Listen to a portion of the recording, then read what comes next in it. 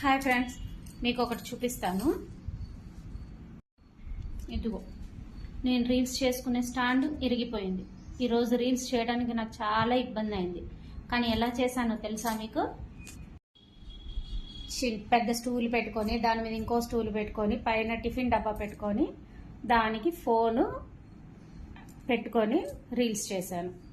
ఇది దీంతో అవసరం తీరింది. దీన్ని ఏం చేద్దాం, బయట పారేద్దామా, దీన్ని ఇంకేదన్నా గమ్ పెట్టి అతికించడాలు ఏమన్నా ఉంటాయో ట్రై చేద్దాం. ఓకేనా?